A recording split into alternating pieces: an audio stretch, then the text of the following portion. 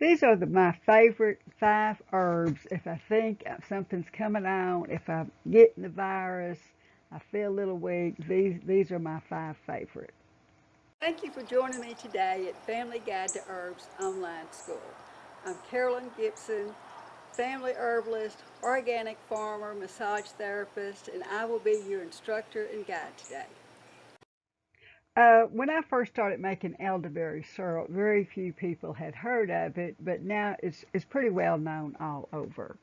And this is I usually take this along with maybe some goldenrod, because I never know, is it the flu or a virus, or is it just allergies? First sign of the cold or flu, what are you going to do? Nearly all the herb books will suggest elderberry syrup as the first sign of the cold or the flu. Now, who needs Tamiflu when you have elderberry syrup? Elderberry versus Tamiflu. Now, the sample elderberry syrup studies show it decreased the cold or flu symptoms by 3 to 4 days if taken at the first sign. Dosage is 2 to 4 teaspoons every hour or so, or at least 1 tablespoon 4 times a day. Side effects none, so safe you can eat it on your pancakes. Now, Tamiflu requires a prescription, and we all want to go to the doctor's office when we are sick, right? Decreases the symptoms by 1 day. Side effects: mild to moderate nausea and vomiting, diarrhea, stomach pain. Let's see, which one should we take? Elderberry syrup. This centuries-old folk remedy for colds and flu has been verified with research by Dr. Madeline. Now, the flowers and berries contain 2 chemicals that prevent the flu virus from invading throat cells and replicating themselves in the body. Now, elderberries is not native to America. It actually came from Europe, so most of the research is from Europe. But they have naturalized pretty much all over the country. Now, they're easily spotted in early May or June by its umbrella-shaped flowers. But if you get up close, you can see that the flower is actually a cluster of tiny white flowers. Now, once the flowers have dropped, the bush seems to disappear to the woods. Now, this is one herb you need a lot of space to grow to get enough berries to harvest. Now, the BB-sized berries appear in August to early September, depending on the weather and where you live. And last year, there was actually a shortage of elderberries to make elderberry syrup. And the big farms that are making elderberry syrup are actually looking for growers to grow elderberries. Stay on my channel and you can find my favorite elderberry recipe to make for yourself. Now, if you have family members that are resistant to taking medicine of any sort, herbal or not, if you go to my familyguidetoherbs.com online school, you can also learn how to take your elderberry syrup that you make and turn it into elderberry gummies. Okay, my next favorite herb is Echinacea. Now, the 2 main forms is the angustifolia and the purpurea. The purpurea is what you're probably more familiar with. It has the pinkish purple flowers. It has wide leaves. But the angustifolia has little thin leaves and little thin petals that just have the barest tinge of pink or purple to it.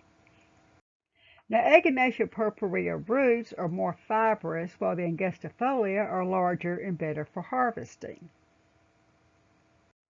Echinacea is the most well-studied herb in herbal remedies, and although most studies were done on the Echinacea purpurea, most herbalists consider Echinacea angustifolia roots the most potent. Now, back in the 70s, Echinacea was marketed as a daily tonic, which is totally false. Echinacea taken at the first sign of the cold or flu is effective. It will not prevent the cold or the flu. The root's numbing properties is used to dull the pain of a sore throat. Now, if you stay on my channel, Carolyn Gibson Herbalist, you can see how to make an Echinacea root tincture. Now, my next favorite antiviral herb is the licorice root. You have the American version, the Chinese version, and the wild licorice root. The glycyrrhizine in American licorice root is the chemical that fights the virus. It is the highest in August and September after 3 years of growth. Now, licorice root is bought either as licorice root or DGL licorice root. The chemical glycyrrhizine can cause water retention, which in turn may cause high blood pressure. Now, if you need to take licorice root on a regular basis for issues such as adrenal exhaustion, you would need the DGL form of licorice root. And if you look at the description, I'll give you a link to Amazon on the two different forms. Now, the DGL form of licorice root is worthless as an antiviral. Now, licorice root is used around the world to treat respiratory infections, GI issues, constipation, and diarrhea, inflammation in the mucous membranes anywhere in the body. It is used anywhere where the body needs moisturizing, therefore it retains water. Now, licorice root is not normally used by itself. It is added to other herbal formulas as a synergist and to increase the effectiveness of other herbs and medications. Matter of fact, the Chinese have a licorice root in nearly every formula they make. Now, large doses taken for a long term, more than 4 to 6 weeks, can cause serious side effects. But if you haven't gotten over whatever you were getting within 4 weeks, you need to see a doctor. Now, it is fairly safe in small dosages combined with other herbs and medications. Now, my next favorite herb to use as an antiviral is ginger. Now, there are many plants called ginger that are grown for their beauty but do not have the botanical name zinger. And there are plants that do even have the botanical name zinger, but they're not medical. They're really used more for their flowers. Now, only the fresh ginger has the antiviral compounds to prevent the cold or the flu or to treat a respiratory infection. And large amounts need to be drank throughout the day at the very first sign of the cold or flu. Now, the most effective way to take ginger would be to juice it, 1/4 cup of fresh juice, 12 ounces of hot water, tablespoon of raw honey, a quarter of a lime or a teaspoon of lime juice, and a pinch of cayenne pepper. But I don't know about you. This is the most effective way, but it's not the only way. And I don't know about you, but if I am sick, I do not want to get the juicer out and then have to clean it when I am through. I normally use the traditional method of taking fresh ginger tea. You grate up 1 tablespoon of the fresh ginger. You get a mug of boiling water. So here I've got my mug here. I've grated my ginger. I'm going to put about a tablespoon in there, about what I can figure. Pour in my boiling water. And now I'm going to let this set for 10 to 15 minutes. Then when it's set for 10 or 15 minutes, I will put a squirt of lemon in it. I'll add some honey.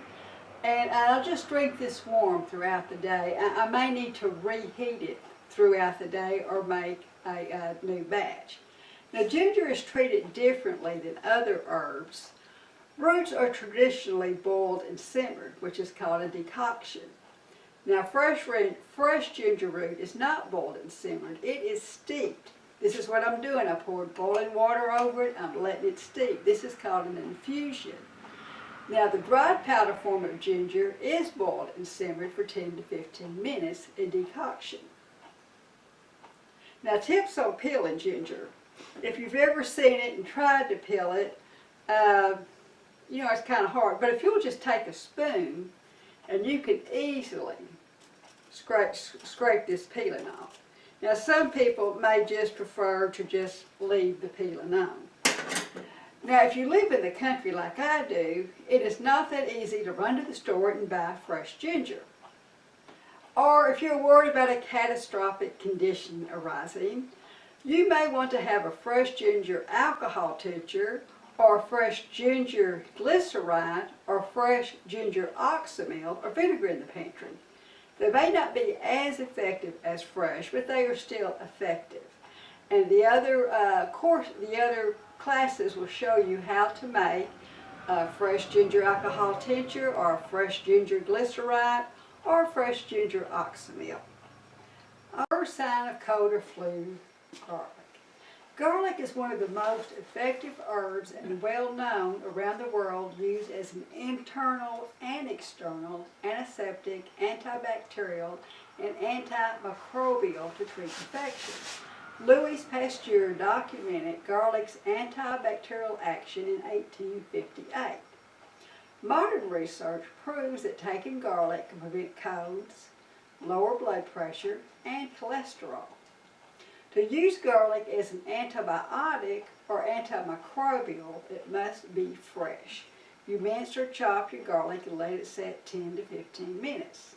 The garlic cells must be ruptured to release two separate chemicals of the garlic, allicin and allanese, which then form a new compound called allicin.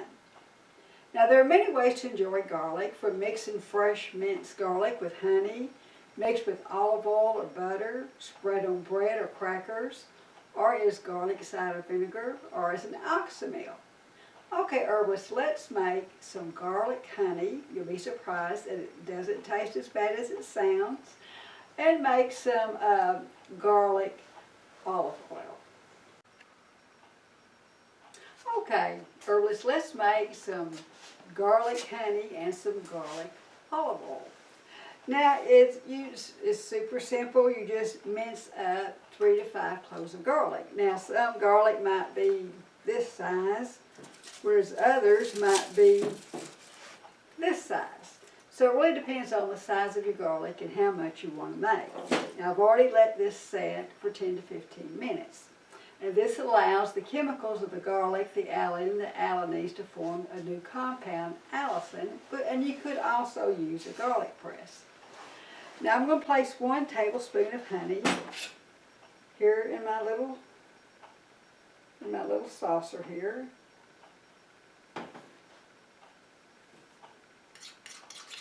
And then it's just a matter, and if I was going to use the optional cayenne pepper, I would go ahead and mix it in now. So now I'm just going to add this little minced garlic to it.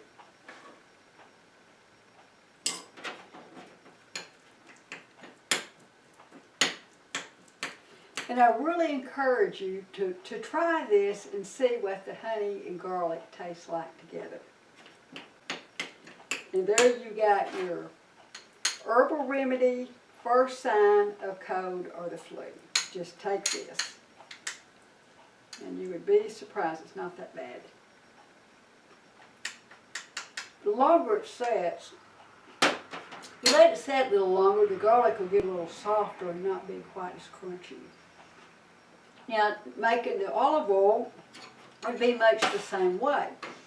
You would just take your olive oil or your butter, add the minced garlic to it, mix it up, keeping in mind how sensitive your stomach is to the garlic. Some people might need a ratio of 2 parts olive oil to 1 part garlic, and others might do equal amounts. It's just all what your system is accustomed to. Now, you do not want to cook your garlic. If you want the garlic on hot bread, you need to either toast your bread, get it hot, and then add the garlic, olive oil, and butter, and just spread it on the toast or the hot bread. Okay. Now you would need to take a spoonful every 2 hours, or at least 3 to 4 times a day for this to become effective. Now, another way to take garlic and olive oil would to spread it on your feet at night, then cover this with 2 pairs of socks. And yes, you will stink like garlic. Now, my husband loves garlic. He believes in garlic. But when I got sick a few years ago and I was eating all this garlic and putting it on my feet, he finally had to say, "You got to stop. I can't handle this garlic anymore." And so you need to keep this. This is why it's my least favorite, because you've got to consider your family members. It's not an option if you have to go out in public, if you have to work, because you will absolutely reek of garlic. Now, another way to take either fresh ginger or fresh garlic would to be making an oxymel. which is basically an herbal vinegar with honey. And if you go to my YouTube channel, stay on this channel, you can see how to make oxymills. Thank you so much for your attention. Now, natural healing is not a religion. It is your first course of action, not your only course. Now, if you're not healing or getting better, see your doctor. Now, what is your favorite antiviral home remedy? Leave me a comment. What has been your experience? Thank you so much for joining me today. And for the last 30 years, all of our income has come off our organic farm here in East Texas. We're 100 miles from Dallas. Our little community of 400 still considers chicken fried steak, mashed potatoes, and gravy a health food. They do not understand our lifestyle. They still laugh at us at what we're doing. Our crops are wheatgrass, which they certainly have not heard of, many vegetables, foraging herbs from our woods, and sell them to the florist industry. We need your support by subscribing and liking our channel. And visit my online school at familyguidetoherbs.com. And thank you so much.